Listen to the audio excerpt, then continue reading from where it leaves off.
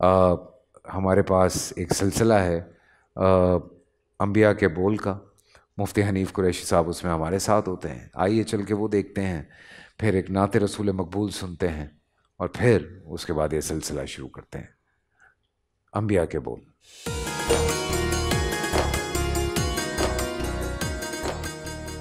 بسم اللہ والصلاۃ والسلام علی رسول اللہ۔ معزز ناظرین و سامعین، انبیاء کے بول میں آج ہمارا تذکرہ ہوگا حضرت سیدنا یونس علیہ السلام کا۔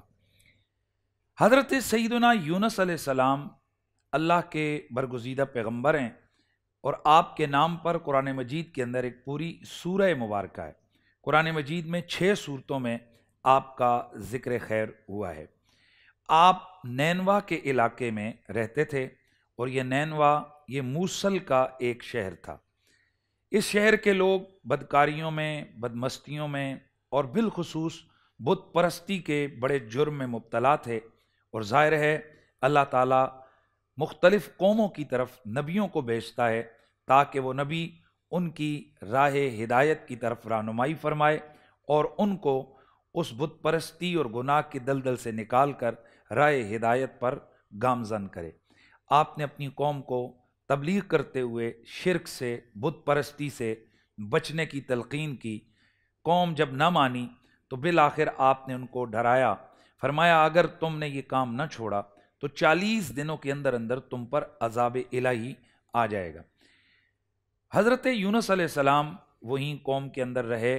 لوگ آپس میں مشورہ کرنے لگے کہ دیکھو اللہ کے اس بندے نے، یونس نے کبھی بھی جھوٹ نہیں بولا ہے، ایسا نہ ہو کہ ہم پر عذاب آ جائے، چونکہ ان کے سامنے پچھلی قوموں کے احوال تھے کہ جن قوموں پر عذاب نازل ہوا تھا۔ حضرت سیدنا یونس علیہ السلام کو ظاہر ہے یہ خبر اللہ کی طرف سے ملی تھی کہ اگر یہ لوگ باز نہ آئے تو پھر ان پر عذاب ہوگا۔ 35 دن گزرے تھے کہ حضرت سیدنا ایوب علیہ السلام اس حوالے سے کہ یہ لوگ باز تو نہیں آ رہے اور ان پر عذاب کا آنا بھی یقینی ہے، آپ نے اس علاقے کو چھوڑنے کا فیصلہ کیا۔ آپ جب شہر سے نکلے تو اسی دوران اس 35ویں یا 36ویں دن ایک عجیب طوفان کی کیفیت، یعنی عام نارمل حالات میں یہ عذاب کا طوفان نہیں تھا بلکہ ویسے ایک طوفان کی کیفیت آئی جس پر وہ قوم دیکھنے لگی کہ یونس علیہ السلام کہاں ہے۔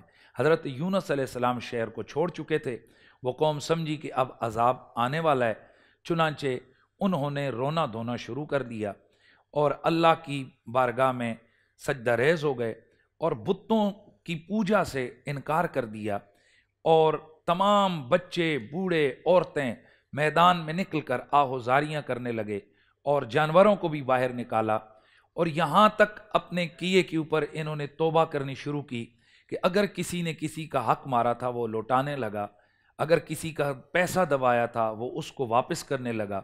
یہاں تک روایات میں آتا ہے کہ اگر کسی نے کسی کا پتھر اٹھا کر اپنے مکان کے اندر لگایا تھا تو اس نے اس پتھر کو اپنی دیواریں کھود کر اس کو واپس کیا۔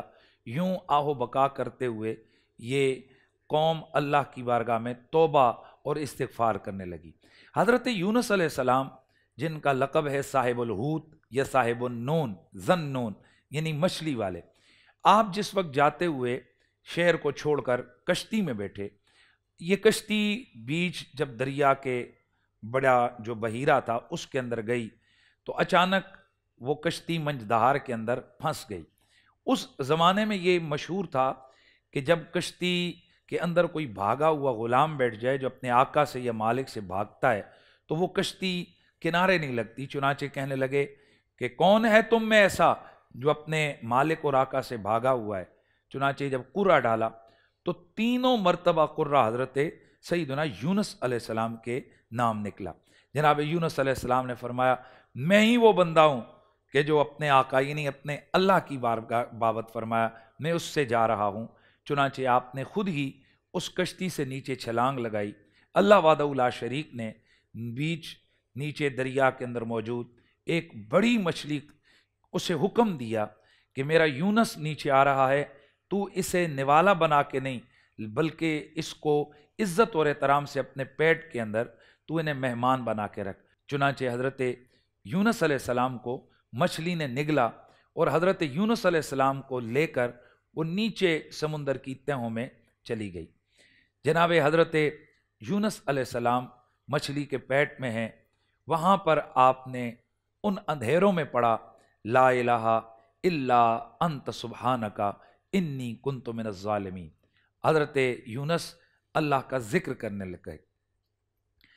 جب آپ نے اللہ کا ذکر کیا اور وہیں پر استغفار کیا تو اللہ وحدہ لا شریک قرآن مجید میں فرماتا ہے فاستجبنا لہ ونجیناہ من الغم وکذالک ننجی المؤمنین، کہ ہم نے حضرت یونس علیہ السلام کی دعا کو قبول کیا اور ہم نے اس پریشانی سے آپ کو نجات عطا فرمائی، اور یوں ہی ہم ایمان والوں کو نجات دیتے ہیں۔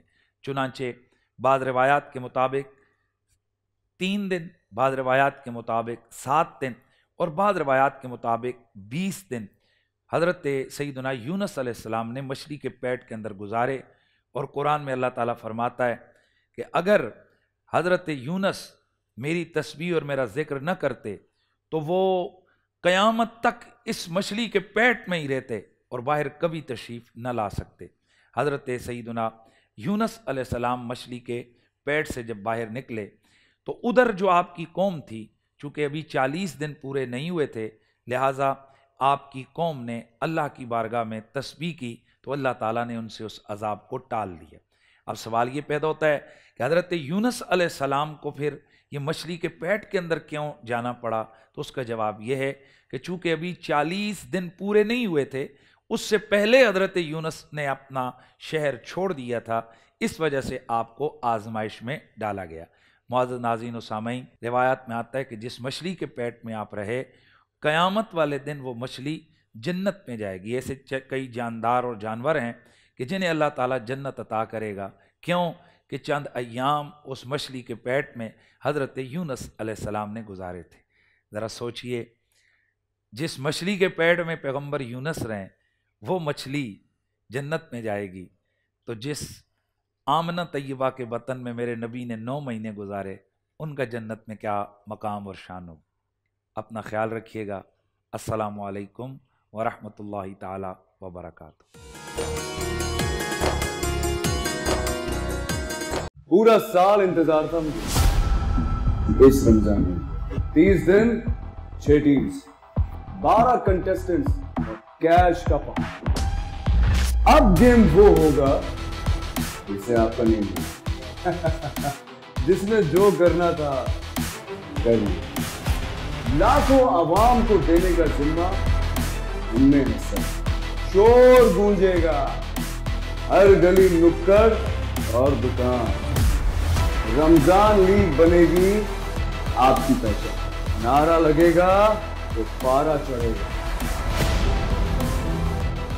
گیم شو ایسے چلے گا رمضان لیگ، روزانہ شام 7 بجے صرف بول انٹرٹینمنٹ پر۔ بول انٹرٹینمنٹ کے شوز دیکھنے کے لیے ہمارے چینل کو سبسکرائب کریں اور بیل آئیکن پر کلک کرنا نہ بھولیں۔